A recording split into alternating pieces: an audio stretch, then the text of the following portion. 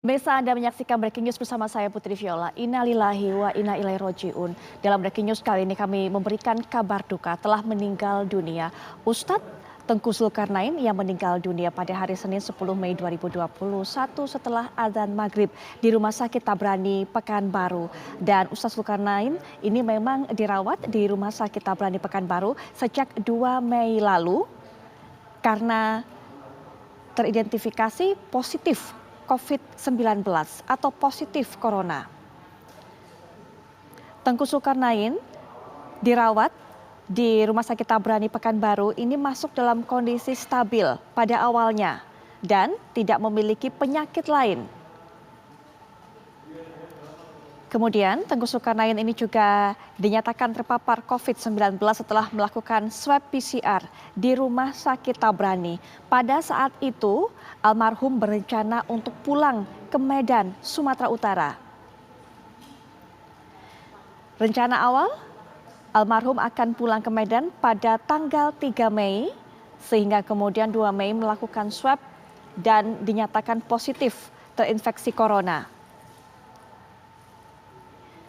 Sebelumnya Tengku Zulkarnain juga dirawat di ICU dari Rumah Sakit Tabrani Pekanbaru ini dan kondisinya stabil pada saat itu.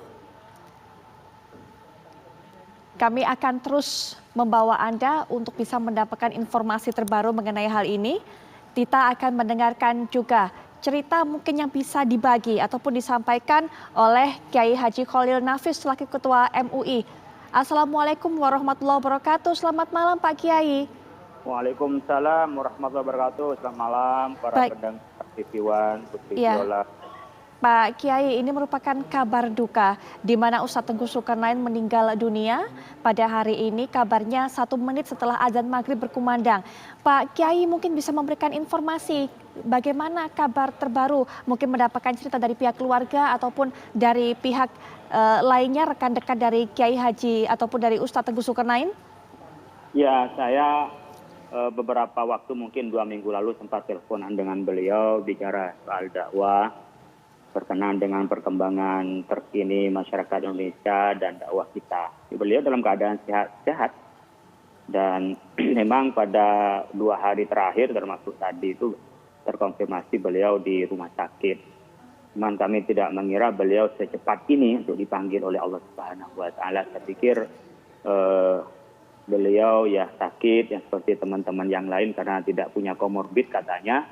Saya pikir bisa sembuh kembali. Tapi Allah berkehendak lain di bulan Ramadan, di akhir Ramadan beliau dipanggil oleh Allah Subhanahu wa taala. Baik, Pak Kiai, pada saat kemudian Ustadz Tengku Zulkarnain ini mendapatkan perawatan sejak 2 Mei karena masuk rumah sakit Tabrani sejak 2 Mei. Apakah ada kabar dari pihak keluarga ataupun rekan-rekan lainnya? Bagaimana kondisinya? Apakah stabil atau sempat menurun begitu walaupun tidak ada komorbid ataupun penyakit pelengkapnya?